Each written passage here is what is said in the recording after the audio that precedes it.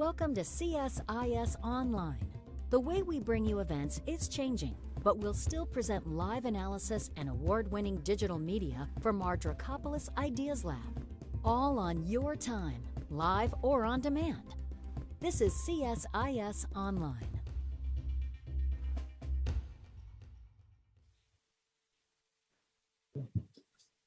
Good afternoon, or good morning, or good evening, wherever you are in the world today. Thank you for joining us online.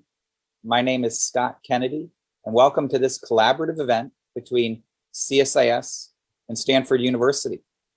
Last year, we launched a new project with Stanford Center for China's Economy and Institutions called Big Data China.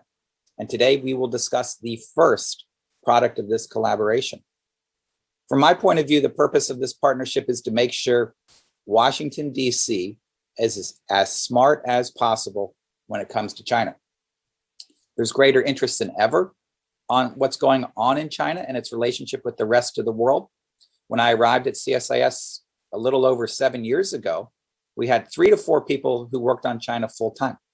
Now we have at least 10 or more who work on China every single day, and dozens of others who follow China on a regular basis. And China is the talk of the town. But our sources of information are the least they've been in a very long time because we've been cut off from being able to travel.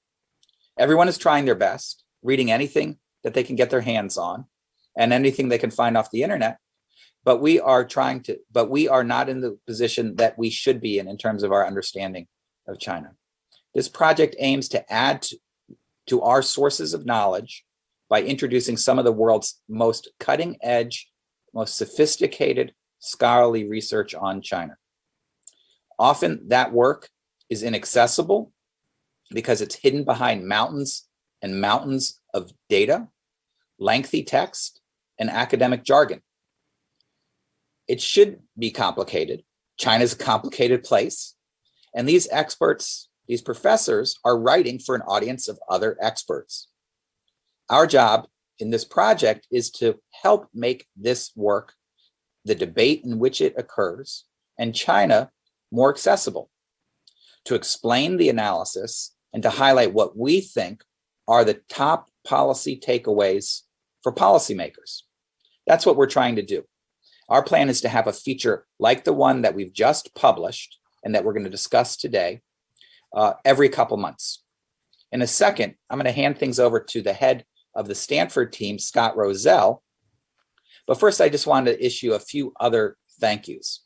First to Pan and Yiqing Xu, the 2 scholars who've done amazing work and entrusted this project and us with translating it for a policy audience. Also to Scott Rozelle's other colleagues at Sky, Matt Boswell, Jennifer Chu, and others who have helped this project from the beginning and every step along the way. Ilaria Mazzacco here at CSIS, my fellow translator and co-author of the feature that we just published. She arrived last September. We immediately threw her into the deep end, and she definitely knows how to swim. She's worked tirelessly on this project from beginning to end, and it's really an honor to have her on our team. My other trustee chair colleagues, Alyssa Perez and Maya May, who put in a lot of time on many elements of this collaboration. In CSIS's iLab, our Ideas Lab, Matthew Funioli, the director, Laura Webazan, who's the multimedia producer, Christina Ham, who's the web designer, and others have helped put this all together. To the 4 experts who've joined us today, I'll introduce them in a little while when we get to the start of that conversation, but I'm really grateful for them contributing to the debate that's generated this work as well as the conversation today, and to the audience for joining. You can submit questions via the event page where it says, ask live questions here. And we want to hear from you, and we want to have you be part of today's discussion. So let me turn things to my partner, Scott Rozelle. He works largely on rural issues, but on many aspects of China. And he's entrusted this city slicker, and I stay within what he must consider to be a closed loop system, apart from much of regular China that he encountered through his career. So I'm grateful to be partnering with him. Scott, thank you for everything you've done. And let me turn the floor over to you, sir. Okay. Thank you, Scott. And thank you everyone else that you just thanked. This is sort of accumulation of a lot of hard work and stop and go to produce this. And we've seen the feature, and it's very, very good. And this is really going to try today to try to really condense it and give it out to the audience that you said. So Stanford Center on China's Economy Institutions, we're really Stanford's newest center, and it's co-directed by Hongbin Li and myself. And we started it basically for three reasons. We want to teach more at Stanford, so that's one. But two, it's really doing the type of research that Scott talked about. It's data-based, empirical work, high-quality research on China.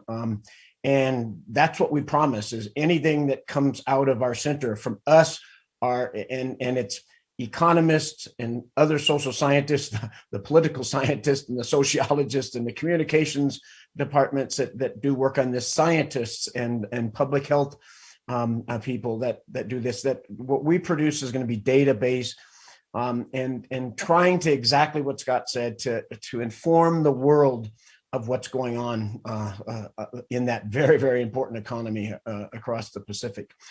The other thing that it's very new to us and that we're starting is our external relations program. So our third objective, and the highlight of this is today's feature with CSIS. And I've known Scott for many, many years, and that we now are able to work together on this and direct it towards the constituents of CSIS in Washington and around the country is fantastic. And the last thing is we also have the other part of our external relations program.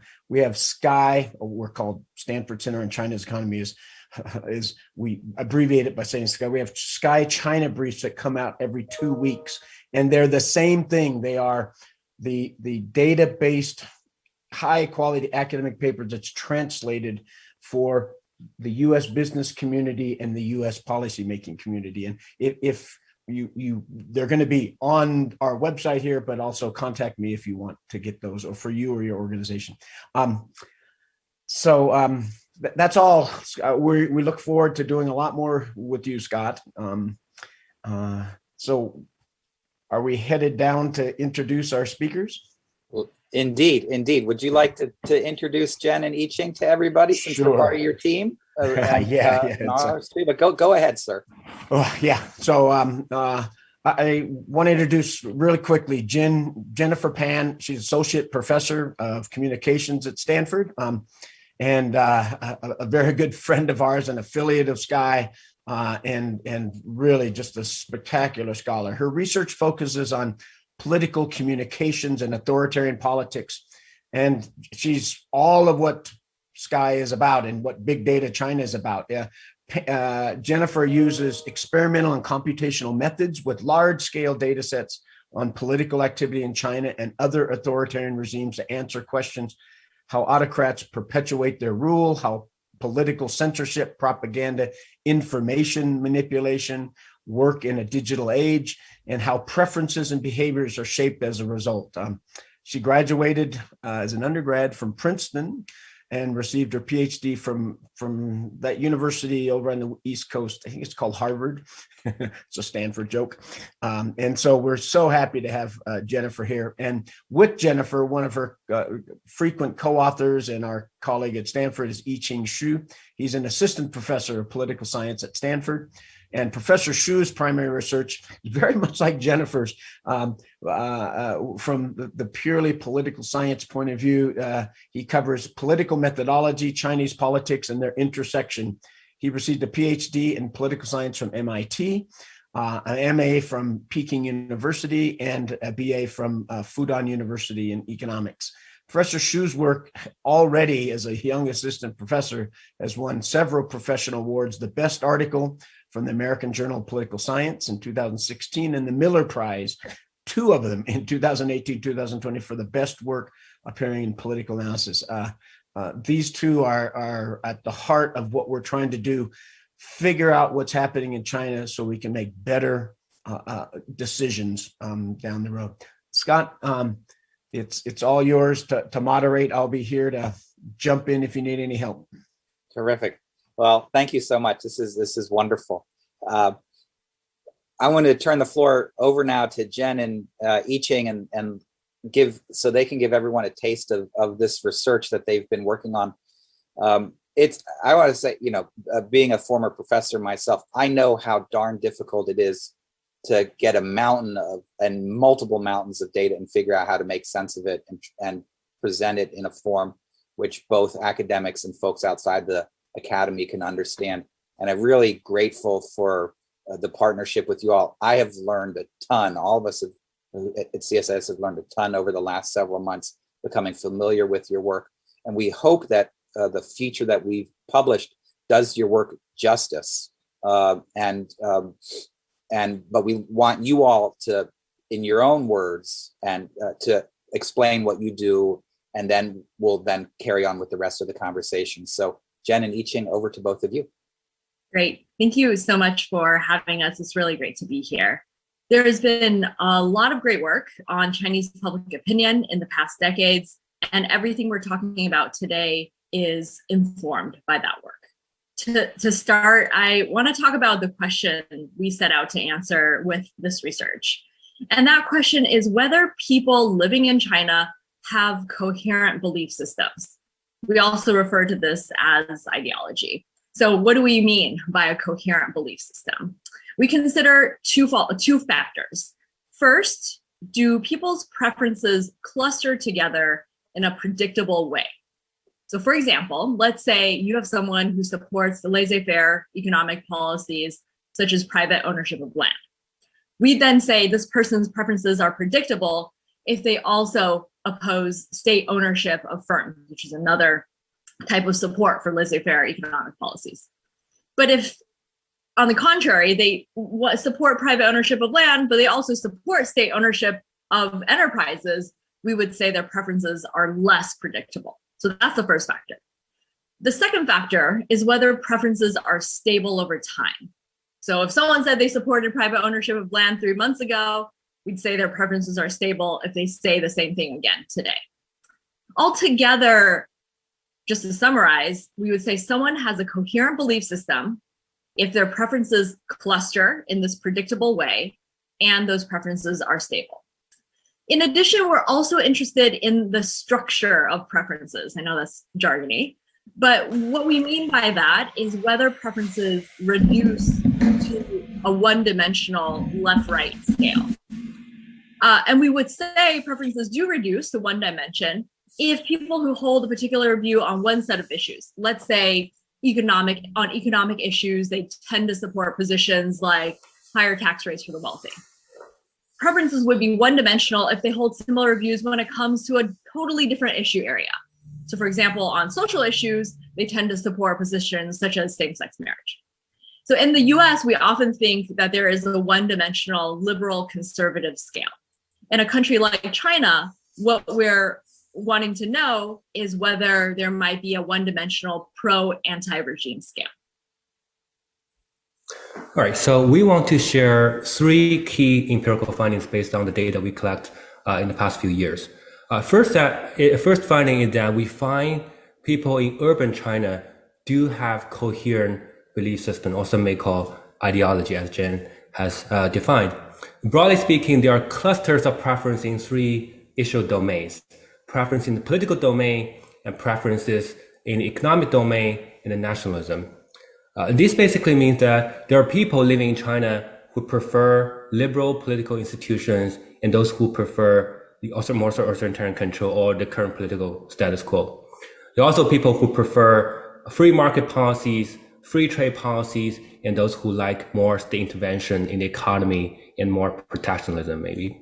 And there are also people who support more nationalistic policies, more hawkish foreign policies, and those who do not. So in this slide that you're seeing right now, so we plot the relationships of preferences / ideologies in these 3 issue areas, or 3 dimensions. For example, in the plot on the left, the x-axis is measure of political liberalism and slash authoritarianism constructed using over a dozen of specific policy questions, some of which you've seen in the report. On the y-axis in the first plot is a measure of pro-market preferences, also based on over a dozen of policy questions. Similarly, we also construct a measure of nationalism and plotted its relationship against political liberalism and pro-market preferences in the second and third plot. Then we conduct some statistical analysis. Interestingly, what we find that these preferences in these three domains cannot be reduced to one-dimensional left-right scale, as Chen alluded to earlier.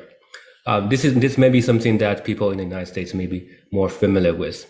In other words, these are correlated but distinct dimensions or aspects of preferences.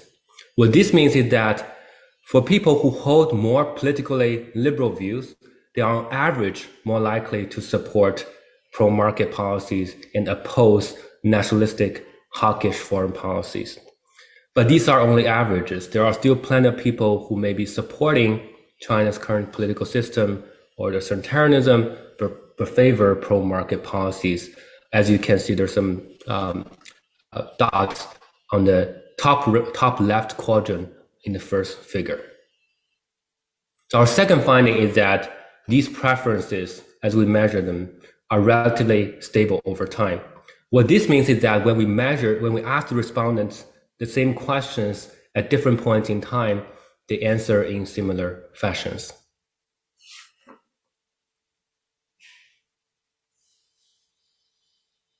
The third key result we want to share is the finding that respondents with higher levels of income and education are more likely than those with lower levels of income and education to hold views that are politically liberal and pro-market.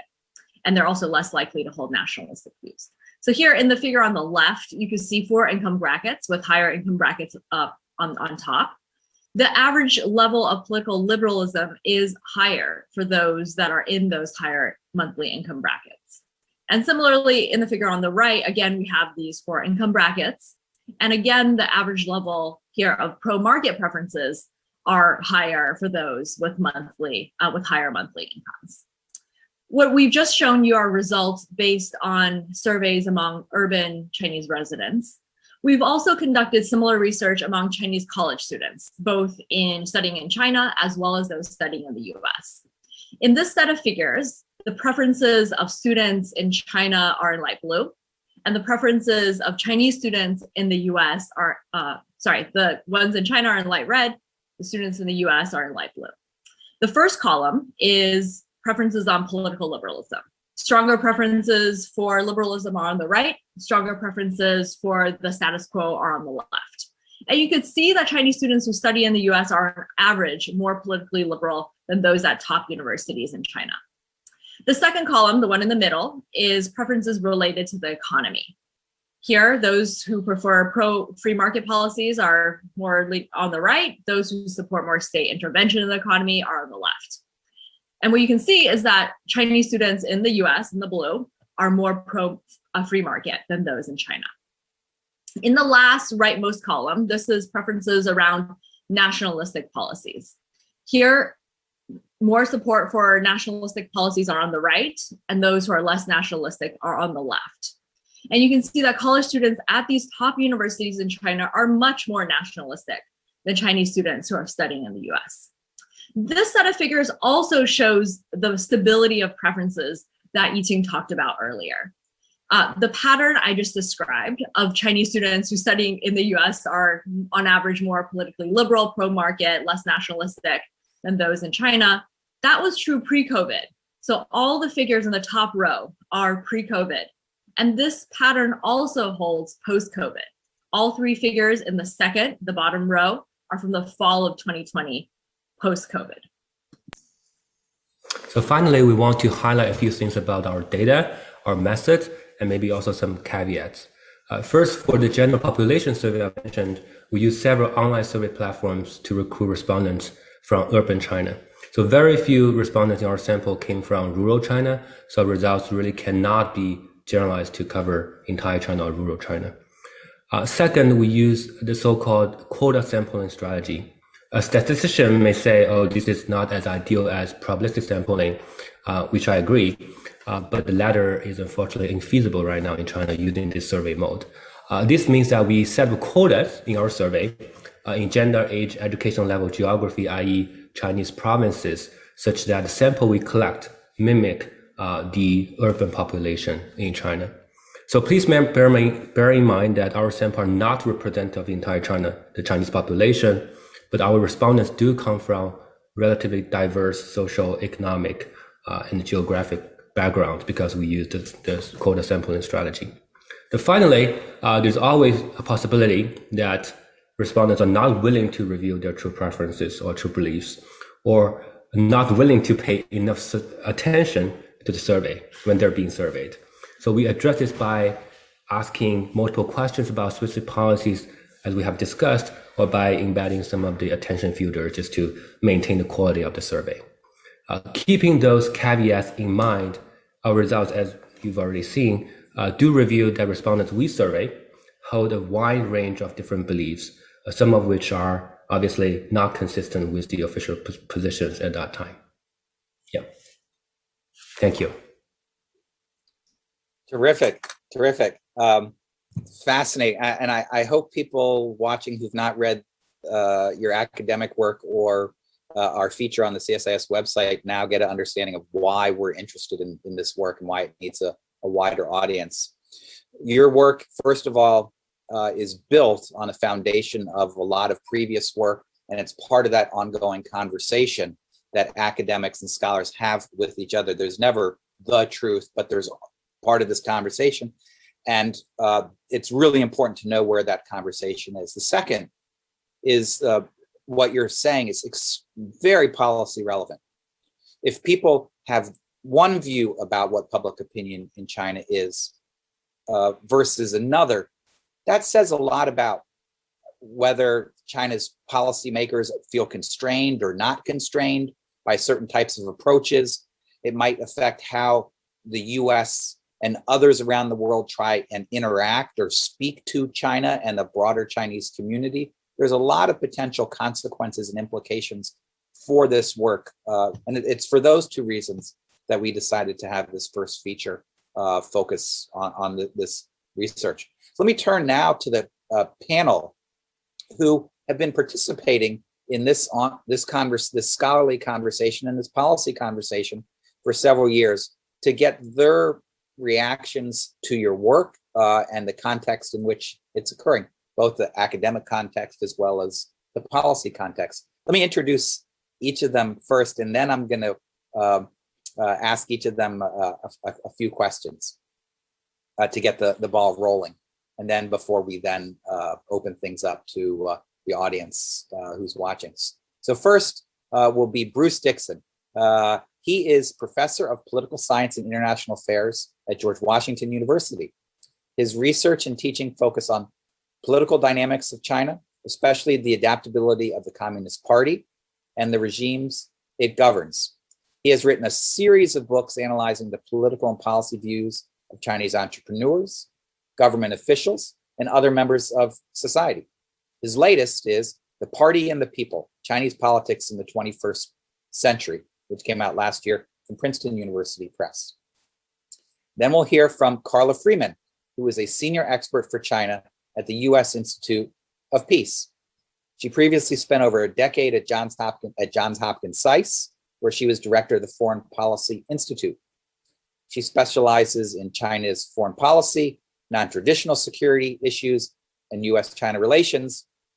Recently, she published a work on a comparative study of China's policies in the high seas and outer space, which won the China Quarterly's 2020 Gordon White Prize. And one of the reasons I wanted to invite her today, in addition to all of that fantastic work, is I know she's also paid a great deal of attention to China's role in global economic governance, which is covered in some ways in this research. Suisheng Zhao is professor and director of the Center for China-U.S. Cooperation at the Joseph Corbell School of International Studies at the University of Denver. He is the founder and editor of the Journal of Contemporary China, which is one of the best journals in the field, whether you're on any issue related to contemporary China. He's also the author and editor of more than 24 books, including A Nation State by Construction, Dynamics of Chinese Nationalism. His forthcoming book from Stanford University Press, It's a Small World, is titled The Dragon Roars Back, Transformational Leaders and Dynamics of Chinese Foreign Policy. And Jessica Chun Weiss is professor of government at Cornell University and a political science editor at the Washington Post's Monkey Cage blog. And this year, she is serving as a senior advisor on the policy planning staff at the State Department. She is the author of Powerful Patriots, Nationalist Protest in China's Foreign Relations, which came out from Oxford University Press in 2014.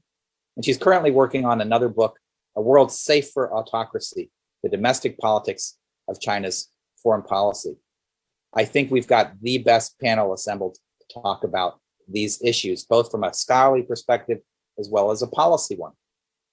So let me turn to Bruce Dickson, who also was one of my advisors when I was a PhD student at GW, and it's great to reconnect on this at this event.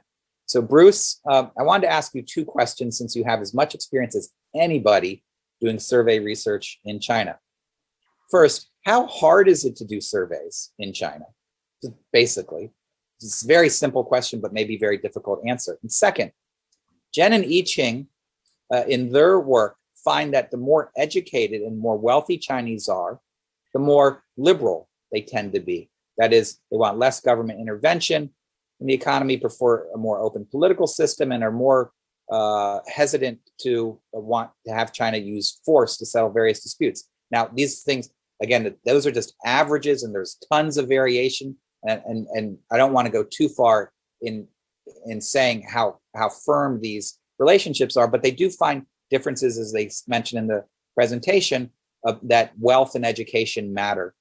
And on first glance, this seems a little bit inconsistent with some of the work that you've done, maybe published several years ago, about the relationship of views with folks' wealth and education. And so are the findings that you've had in the surveys you've done aligned with what they find? Has Chinese public opinion changed since they started doing their surveys? Or are there other ways to explain this because of different methodologies or things like that? So first question was really simple. The second one was way too long. So sorry for throwing all of that at you at once, but great to have you here. Yeah, thanks. Thanks, Scott, for inviting me here, and for Scott for pulling this together. And most of all, thanks to Chen and Yiqing for giving us such interesting things to talk about. So the first question, how difficult is it to do surveys in China? It's always been difficult, and even more so in the past 4 or 5 years. The traditional approach where you draw a random sample of the population to be generalizable to the full population, and you go knocking on doors and do face-to-face interviews, those are very expensive and in recent years almost impossible to do. So increasingly people are turning to online surveys like the ones that Chen and Yiqing have been talking about here. And the drawback that Yiqing was describing is that it's harder to get it generalizable to the full population. You often get the urban online population, which is generally younger and better educated, and still important findings, but it's a question of how generalizable it is that they addressed. Even when surveys were easier to do, though, there was another shortcoming, which is that many of the most interesting questions simply can't be asked in China. So, for example, how popular is President Xi? We really don't know, because you can't ask about leaders by name in China. In the US, every week there's a new poll about President Biden's approval ratings, and there's nothing equivalent for that in China because it's seen as just being too sensitive and simply off limits. Other sensitive areas like Tibet, the government policy toward the Uyghurs, towards Taiwan, again, are seen as being too sensitive to ask, in part because it would not be approved by local officials, and you need to get official approval in order to do the surveys. But they're also sensitive to people who are doing them, the respondents, and they might just choose not to answer them because it's simply too sensitive and they don't want to in any way get themselves in trouble. The second question is in some ways more interesting, really where the meat is. And I think the differences here is less about the answers they come up with than the question that they're asking. So there's been a number of studies, including ones that I've done, that try to measure the levels of regime support in China, measured in different ways, and in trying to find what explains what contributes to regime support, what detracts from it. And where Chen and Yiqing look at regime support, their findings are very similar to what other people have found, that liberal values are negatively related to regime support, that nationalism is very positively correlated, that party membership is not a real good predictor of people's political values and a variety of other issues. But they're not trying to offer a new theory of regime support. They're revealing something that we didn't know before. And that's what makes it more interesting and more original. Was that ideology in China, or the variety of shared values in the country, is multidimensional and not two-dimensional as it in the United States. So here in the US, attitudes about a whole variety of key policy issues, whether abortion, gun control, race and gender equality, nowadays vaccines and mask mandates, cluster pretty well together. So if I know whether you're a Republican or a Democrat, I can pretty well predict what you're going to feel about those different policy issues. But not so in China. From their research, it turns out there's 5 or 6 different dimensions that are only moderately correlated with one another. So for that reason, even though people with liberal values may have critical attitudes toward the regime, they're not necessarily opposed to it because they have values in other dimensions that lead them to support the status quo. For example, they may have pro-market attitudes, and they see that the government is pushing economic reforms, they're benefiting from those economic reforms. And so these two dimensions cancel each other out. Or in less likely situations, you may have someone has democratic political values, but is also a strong patriot, in which case, again, they may cancel each other out. The different dimensions don't really map onto each other real well, which means the government's not facing a coalition of people who were opposed to the status quo. So rather than changing previous research, they're shedding new light on something that we haven't thought about very much before. And that's what makes their work so fascinating, and why it needs to be better understood, because we often have this perception or misperception of China being monolithic, both in the attitudes of elites as well as society. And anyone who looks at public opinion finds that's simply not the case. Terrific. That's very, very, very helpful on both questions, and really appreciate that. We're going to give Chen and Yiqing a chance to react to all 4 panelists at one time, but I'm going to now turn to Carla Freeman. A couple questions for you, Carla, and again, thanks for joining us. First is just, how surprised are you with these research findings that they have come up with, and what stands out the most? And what do you think? What do you think Washington? Do you think Washington is going to be surprised by the same things you're surprised in? The second question is, what do their findings say about how similar or different views are between China's leadership and the rest of society, say on economic issues? I mean, the leadership has launched this common prosperity drive, emphasized achieving technological independence. Is there anything in these survey results that shed light on how welcome or opposed urban Chinese would be to the direction Chinese economic policy is going? So over to you. Sorry for throwing so much at you again.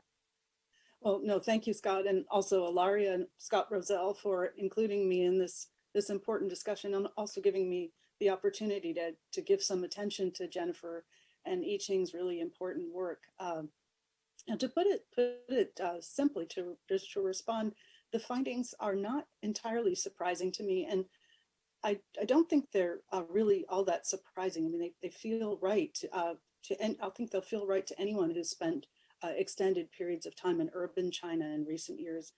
But they are definitely pushing against what seems to be, and I haven't seen a survey, a growing tendency in Washington of viewing China and viewing Chinese citizens as a monolith, with all of its citizens kind of reading out of a nationalist Xi Jinping ideological playbook. They're telling us that Chinese citizens have diverse perspectives on politics, economics, and they may be more or less nationalistic. It's a very complicated picture. On that front, I think the survey data raises some important questions about how links between China and economically and politically liberal societies through normal diplomatic relations and the low barriers to the flows of goods and ideas that are associated with globalization may temper the potential for the spread of jingoistic nationalism, or the embrace of jingoistic nationalism and the risk of conflict associated with that. And I might add that could be the case on not just in China, but all over the world.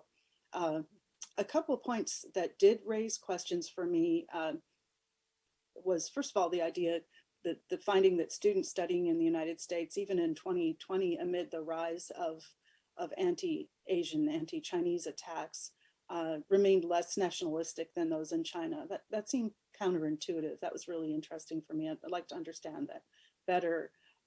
Again, as the feature that you and Ilaria produced, analyzing the data, points out, I mean, it could be because you're capturing views of students that are just predisposed to being less nationalistic, those students studying here. But it also may suggest that international education is associated with a more cosmopolitan outlook, and that's really interesting. That gets to a second question. The discussion that you present of the data raised for me, this is less analytical on my part, was that the surveys create a picture of Chinese students in top universities that's a bit different, say, as the one that the profile that Professor Yan Xuetong recently painted in a widely circulated set of online comments, that is instilled with a sense of uncritical national superiority, inherently biased against the West. Again, the survey gives us a sense of a group that is much more complicated than that, maybe nationalistic or patriotic, but also potentially more critical in thinking and more liberal in outlook. The data, the surveys yield that also raise questions for me. I started to think about the impact of the strengthened emphasis on ideological training and education, the Suisheng of this century in particular, and how it's actually impacted Chinese elites. People are not uniformly nationalistic. So that raises questions about how patriotic education has actually been taught so far, and how the new and reportedly quite controversial emphasis on teaching Xi Jinping thought in schools may change the way that Chinese, Chinese nationalism and the way Chinese see the world. A couple of other things. Really striking for me was the finding about social stability and free speech. On one level, it's not surprising to me that the notion that respondents with higher incomes and higher levels of education were more likely than respondents with lower income levels, lower levels of education, to hold views that were liberal and pro-market. And I haven't done the research. I need to verify this, but I think that's fairly consistent with international patterns.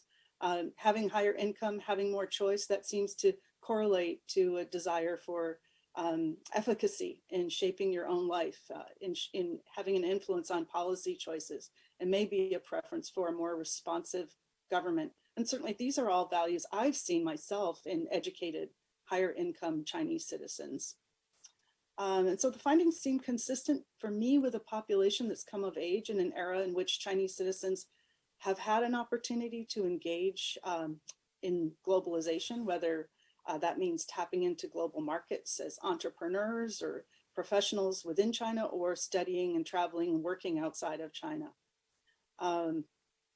and I don't want to take too much time, but I think it's also worth thinking about the fact that you have, this incredibly, this population, a huge population of web users. And you have Sina Weibo, I think, has a user base of 500 million people. That's a lot of online chatter. And there were lots of reports and personal anecdotes about the frustrations that Chinese netizens have with the seeming arbitrariness of censorship. So there again, it doesn't really surprise me that there's support for free expression in the sense of less of that kind of arbitrary censorship.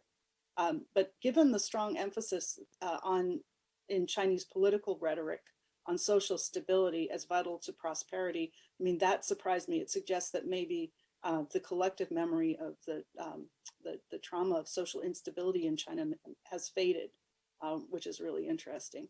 And then very quickly, you asked about the new economic drive for common prosperity. And I think the survey data definitely raises questions about how China's educated urban dwellers are going to respond to the direction of the party's new economic policies under this common prosperity frame. I don't think the data rule out that there's going to be public support for policies that are going to crack down, especially on rich people that are seen as corrupt or benefiting excessively from special permissive environment thanks to political connections. But it suggests that people are not going to be happy with an economy where redistributionist policies are seen as impeding individual opportunities or benefiting some groups over others, or policies even in which a strategic state-owned enterprise enterprises are seen to squeeze out economic opportunity. And you've already seen reports about the debate in China over how you're going to actually narrow the income gap without stifling entrepreneurial activity. So redistributionist policies are hardly ever easy, and it looks like it's going to be a real challenge for the Chinese leadership. These survey data suggest, despite the ideological campaign that's framing it. So it raises a lot of questions, big questions. It's one thing to derive legitimacy from positive performance. It's another to derive legitimacy from policies that can be construed as limiting opportunities for some and reducing them for others. I'll stop there. Thanks, Scott. Carla, just terrific. Really, really helpful insights and very good questions. Let me turn now to Suisheng Zhao. And Sam, it's great to have you here. It's great to see you. I really look forward to seeing you in person soon. That used to be a regular thing I would look forward to, and I'm really delighted that you're with us today. Just as I've given Carla and Bruce 2 questions, I'm going to ask you 2 questions, and I know you'll have no trouble with either of these, even though they're hard. First, your research, at least as I remember it, and again, correct me if I am wrong, tends to find that the Communist Party can push Chinese public opinion toward nationalist populism. But it seems that Chen and Yiqing find that Chinese public opinion is relatively enduring, and that many in the Chinese public want to avoid going to war. Is there, again, I asked Bruce a similar kind of question, are there differences between your work and theirs, or are we missing things? Am I missing something? Second is, let's say we took the results from this survey, this feature, and presented them to Xi Jinping and the Politburo Standing Committee. Hopefully they're watching. It's a little bit late in China for them to be up, but let's say they're watching or they're going to watch the recording. How do you think that they would react to these kind of findings? Do you think they'd go, oh, we already know all that, no big deal. There's multidimensional ideological views, etc. Or would they go, oh my God, we've got a problem in the Chinese public in how they look at economics, politics, foreign policy? How do you think the Politburo would react to these kinds of findings? So again, thank you for being with us and look forward to your comments. Thank you, Scott, for having me. And I also missed the good old time we can meet in person. And also thank the other Scott for putting this event together with you. And these 2 questions I put in other way. First, if the findings are accurate from my own perspective. Second, so what? On the first question, I think pretty much accurate, reflecting those in private thinking of the Chinese intellectuals and Chinese high-income people. And also, I want them to be accurate because I really want to see China to move toward liberal democracy. But still, I have some questions about these findings. Two questions here. First, this research presents pretty much endurable liberal tendency of Chinese urban high-income people.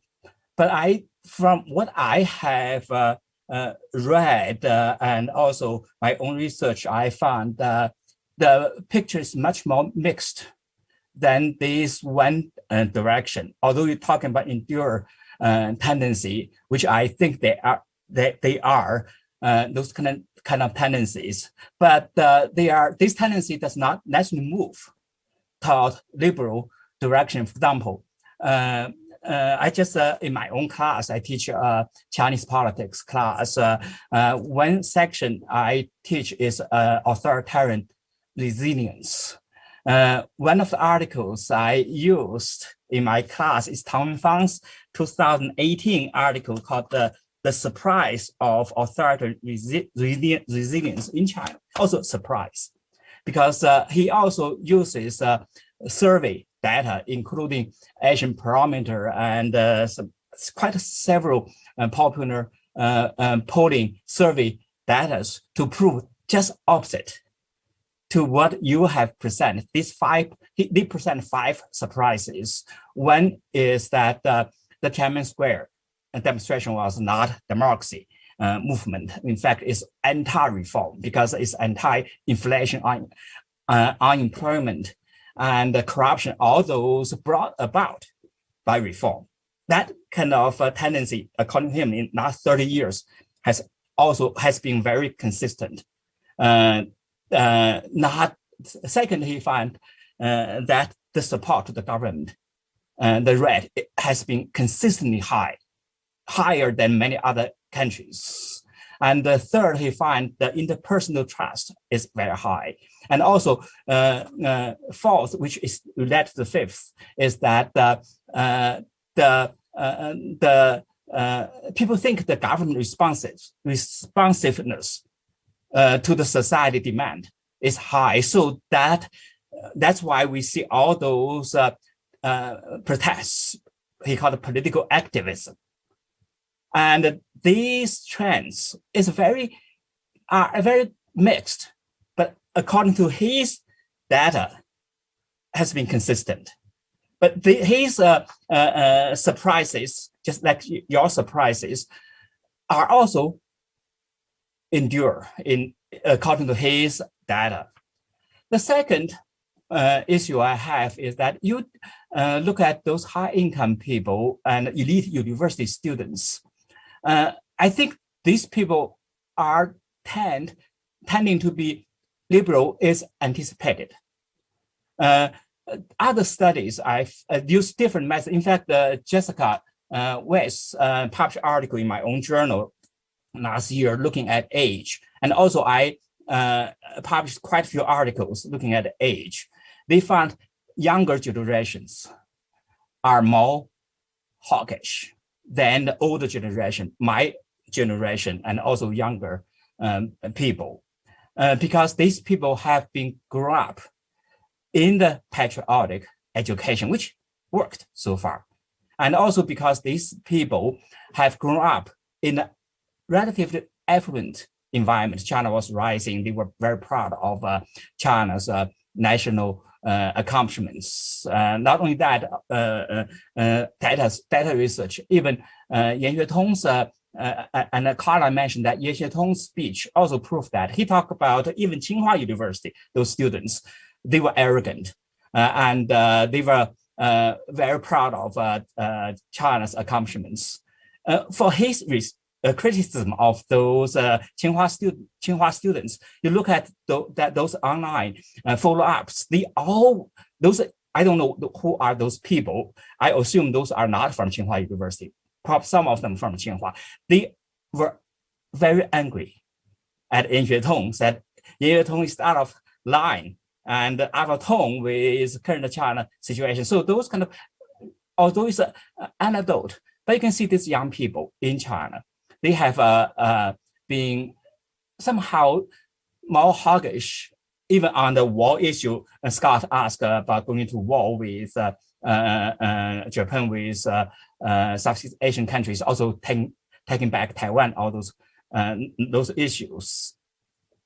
So this picture, I think, is very mixed. Why this has been mixed, and also why these younger people are more hawkish, among many other explanations, is the success of Xi Jinping's patriotic education. In fact, I wrote quite a few articles about patriotic education. I just published an article in Washington Quota last week, talking about the transformation of Chinese nationalist feelings from affirmative, try to affirming positive us, now try to assert against negative others. And this transformation has been brought up by Xi Jinping's patriotic education. This is very different from Jiang Zemin and Hu Jintao period patriotic education. Among the differences is Hu Jintao, they try to build legitimacy on the positive us.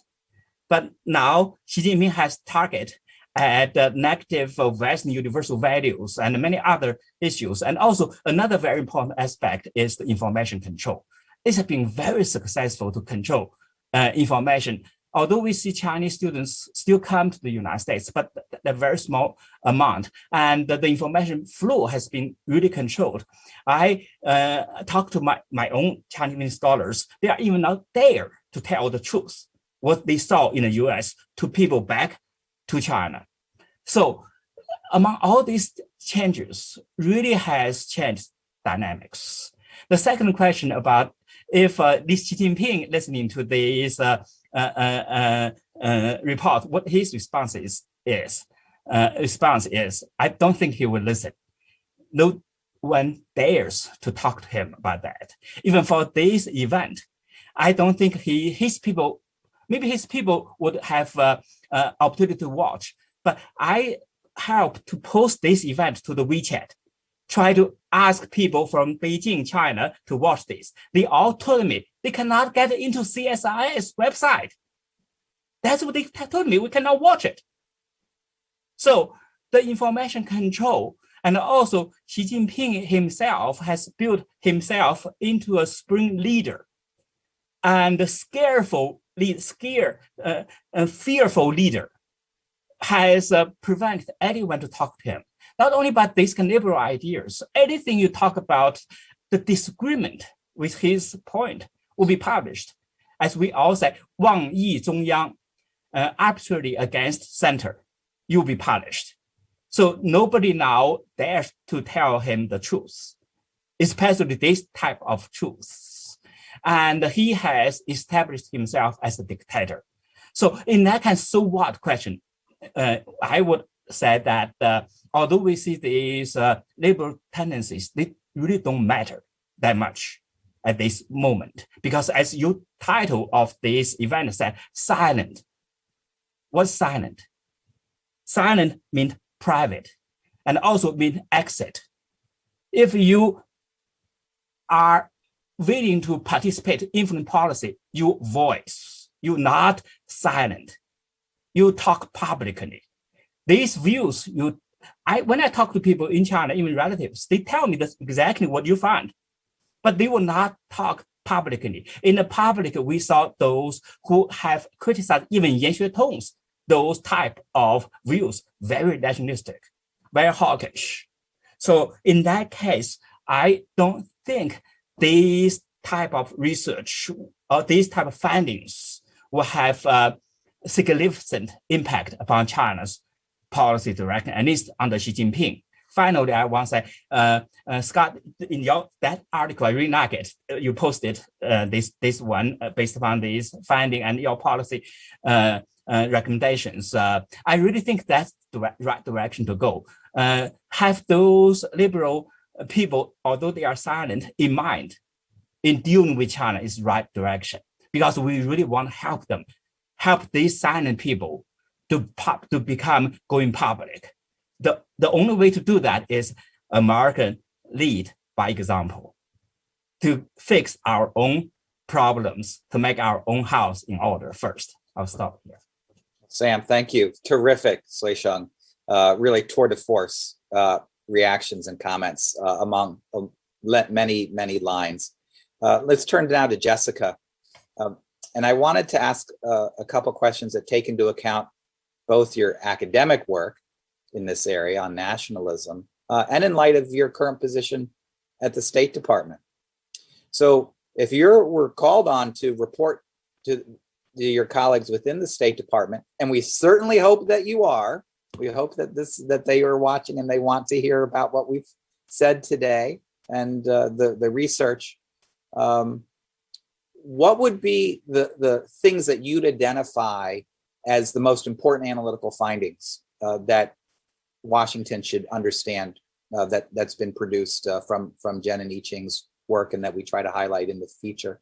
And the second would be, what do you think the implications would be for American policy towards China that the State Department, others in the US government ought to consider? Are there things, what kind of choices would then be presented to them and say, given this, you need to think about, how you frame what we say or what we do or something else? Where does the rubber meet the road on the policy side of this? Sam has said in China, they're just going to put it under the table and not bring it up. Let's say that's not going to happen here. Let's say we're going to deal with what the data shows us. What should we be thinking about? So over to you, Jessica. Well, thanks so much, Scott. And to both of you, Scott, really kudos on this initiative. There's such incredible work on China being done by academics right now, but in my view, too little of it really is apparent in the public debate and discourse about China. And so this is a really terrific effort to bridge the gap and so vital, along with similar efforts underway at the Washington Post Monkey Cage blog, but also, for example, I know I've listened just this morning, I refreshed mine, listening of Yiqing appeared on Kaiser Kuo's Sinica podcast. So there's just a lot of really good work we do in space, and I'm so glad that you've launched this initiative. Before I make any remarks, I should note that these are my own views and don't represent those of the State Department. So first, I think that the big point, which you make loud and clear, is that Chinese public opinion matters. I think that point itself is crucial, that some of the value of the public opinion work that you and others are doing, really reveals and eliminates the humanity inside of China. It's not a monolithic blob. This should seem obvious, but not all 1.4 billion Chinese citizens think alike, and nor are they unthinking automatons brainwashed by the CCP. They are willing to voice opinions. They're very savvy about finding space, even though it's shrinking, for independent thinking. And, even though they may be silent in the public square, they're still willing in these kinds of surveys, it's face-to-face or online, to express some opinions where we can, discern differences from the party line. As far as the impact, I think elevating our focus on the Chinese public, really suggests that the policy messages that the US government or other governments craft really ought to keep in mind that citizens in the PRC are not either, purely victims or pawns of the Chinese Communist Party. They have their own views, their own desires, and their own legitimate wants, just as Americans do.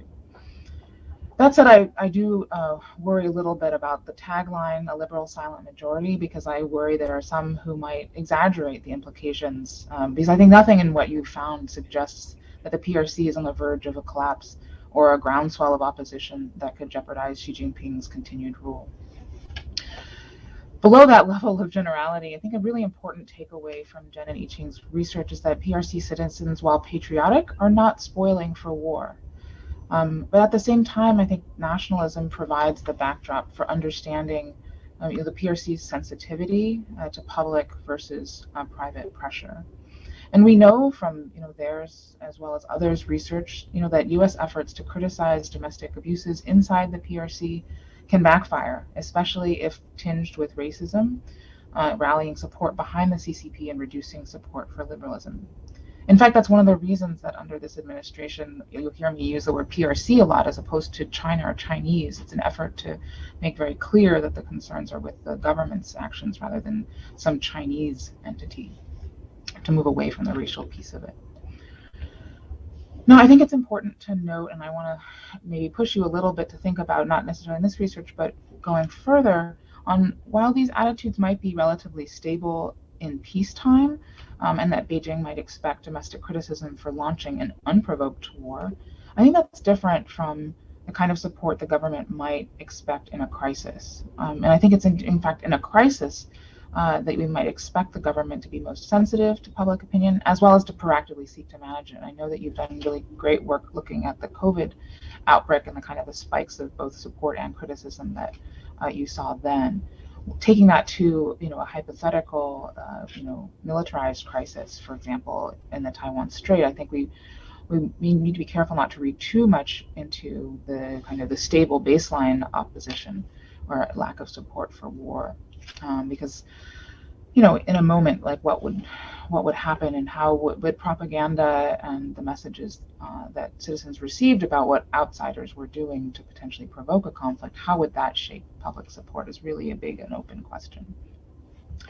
I think another sort of outstanding set of questions, moving away from thinking about crises to more what you are establishing, which is the trends over time. And I know that you've got some longitudinal projects ongoing. So as U.S.-China relations become more tense, and not just U.S.-China, but China's relations with many developed countries in the West and across the developed world, you've seen continued movement toward at least partial decoupling in tech and finance. The question is, will we see the Chinese public or private entrepreneurs becoming more nationalistic and supportive of the government in the face of international criticism?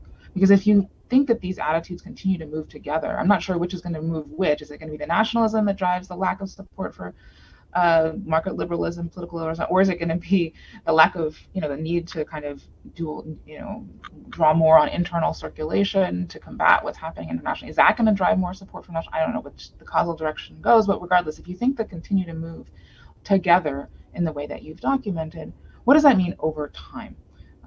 And so, and of course, unraveling the causal direction may be important because it might have really important policy implications.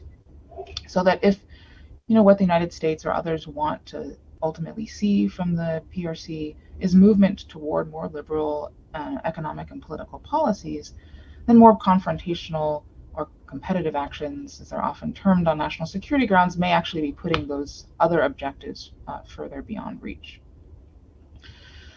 Stepping back from that, ultimately, I think helping policymakers, recognize, again, the diversity of opinion inside China is really crucial to resisting this kind of growing fatalism around China's trajectory under Xi Jinping.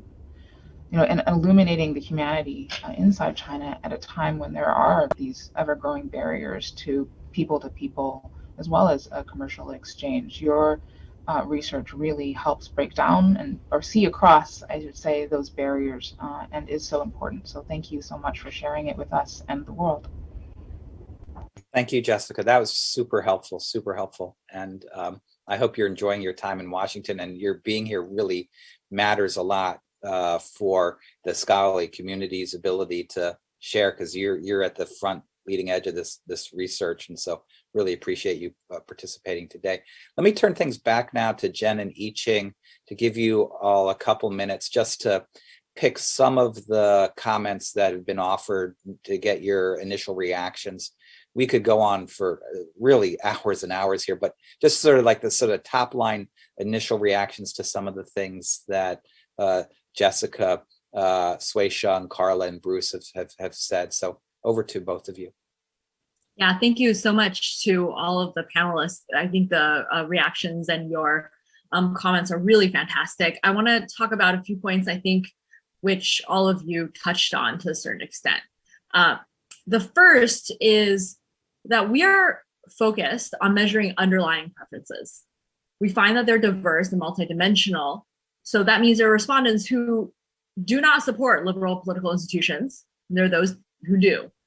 We don't think that these underlying preferences are the same as policy mood or media campaign effects that can shift attitudes suddenly, but usually for shorter duration. So I'm in communication and political communication in the US, developed Western democracies. There's been a ton of research that shows you can move what people think for 24 to 48 hours. That's why you get a lot of ads the day before election happens. But they tend to move back. And so there's a distinction between what happens there and these underlying preferences. Second, our finding that these underlying preferences are stable was not actually a result we expected ahead of time. And to be honest, we were pretty surprised that despite these huge changes that have happened in our lives for the past 2 years, the preference clusters remain stable. And we were especially surprised for the college students because college is a formative time. It's a time where we expect preferences to change, but we haven't observed that. So the study is still ongoing and we'll see, but thus far the stability thing has been surprising to us.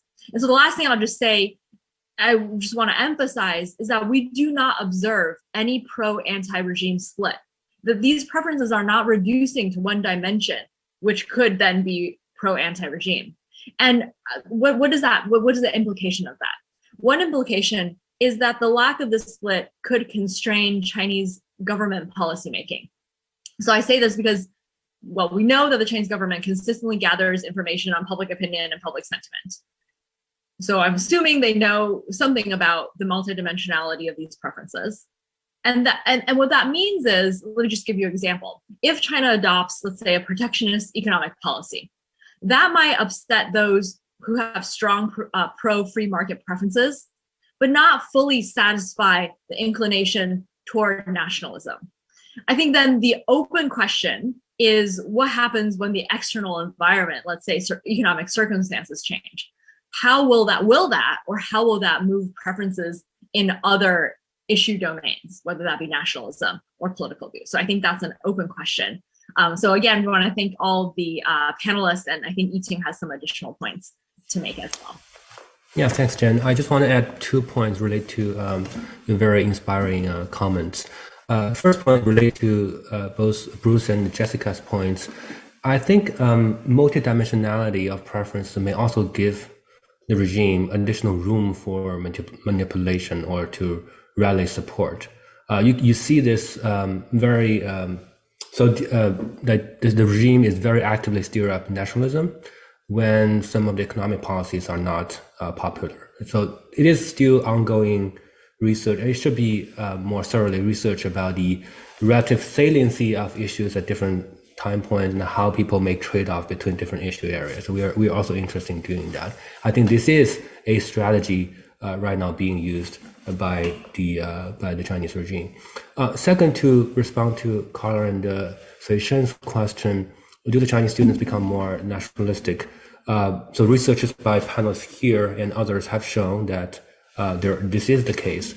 This is actually a very difficult question because age and cohort, when you have a cross-sectional data, is always collinear, right? You cannot tell whether it's age effect or it's a cohort effect. That's why we're collecting more data and longitudinal data, multiple waves following people over time to see whether there is a so-called cohort effect, whether people born later are actually more nationalistic than people who were born in the 80s. We have some preliminary finding that showing that this actually is the case because of the education, changing the curriculum and education campaign. That said, as Jen mentioned, that we have seen surprises after we observe the data. One is diversity, the other is stability. There are students who come to us, write back to us, or in the survey, we have open questions, exhibit their anger towards U.S. policy, especially under the Trump administration at the early stage of COVID. But there are also who write to us to express their interest in this type of research, and they want to know more about the politics. I think this may be the silence part of the students' population. I don't know whether that's a majority, although in the CSIS report, it's a question mark.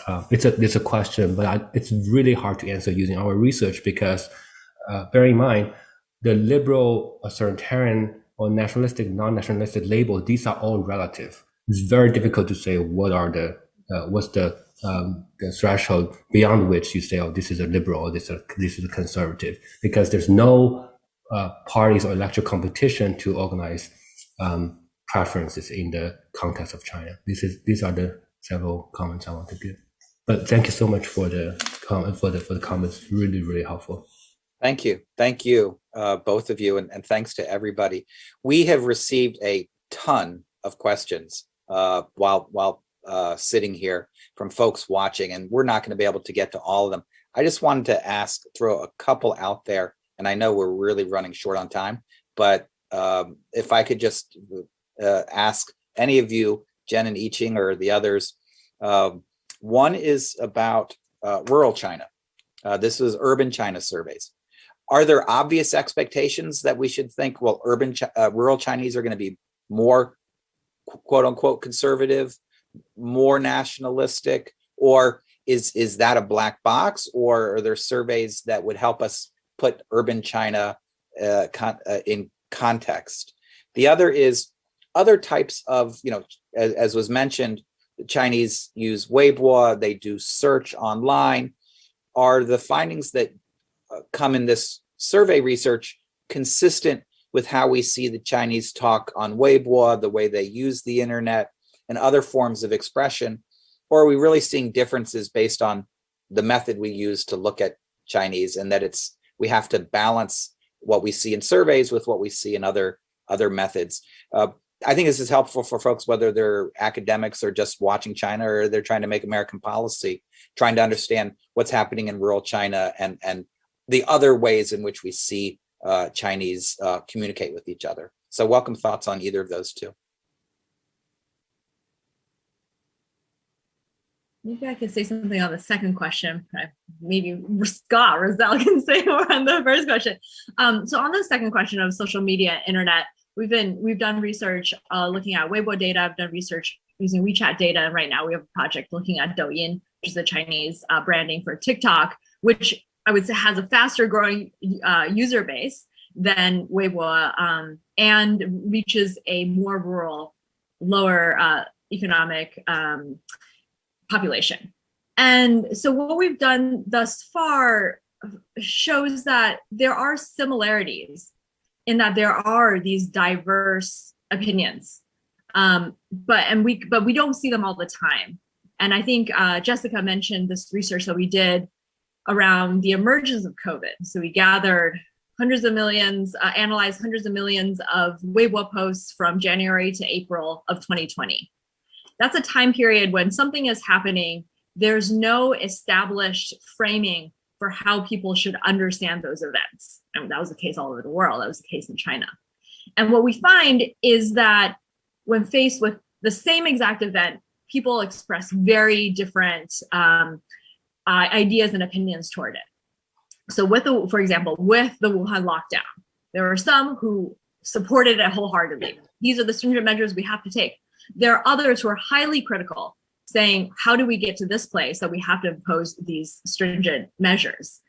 So you see this quite divergent views happening at the same time in response to new events where the government has not provided an existing frame or a way of talking. And so I think in these crisis moments, or in these and it's not just COVID, but other things come up on social media as well in China, where you see the similarity of the diversity of viewpoints. Okay. Others want to chime in? Go ahead.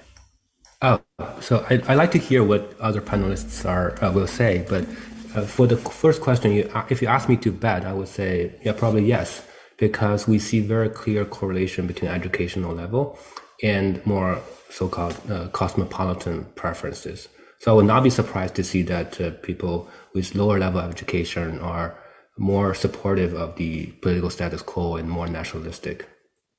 And that's simply my guess. Okay. Other thoughts? Give folks a chance. Bruce?